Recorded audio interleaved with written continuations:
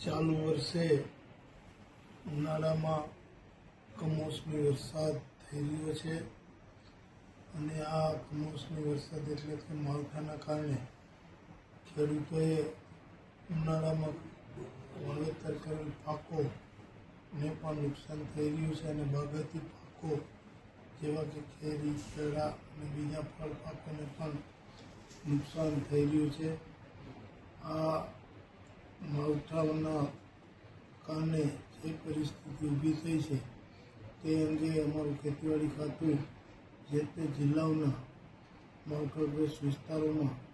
સર્વે કરી રહ્યું છે અને આ કાર્યવાહી સર્વે બાદ સરકાર પાસે અહેવાલ આવશે ત્યાર પછી એની આગળની વિચારણા અમે હાથ ધરશું. હવામાન ખાતાની વાવાઝોડાને લઈ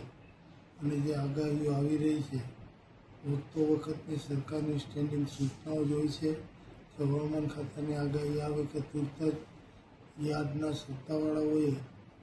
યાર્ડમાં કોઈ માલ બગડે નહીં ખેડૂતોનો એના માટે સાવચેતીના પગલાં લેવા અને આવા સંજોગોમાં યાર્ડ શક્ય હોય તો બંધ રાખવો. એ જ રીતે માછીમારોને પણ હવામાન ખાતા તરફથી આગાહી મેળે સૂચના આપવામાં આવતી હોય છે અને એ સૂચનાનું પાલન પણ હજી તો એવી કોઈ પરિસ્થિતિ ઊભી નથી થઈ પણ માછીમારોને હવામાન વિશેની આગાહી અંગે સાવચેત કરવામાં આવી રહ્યા છે મત્સ્યોદ્યોગ વિભાગ દ્વારા.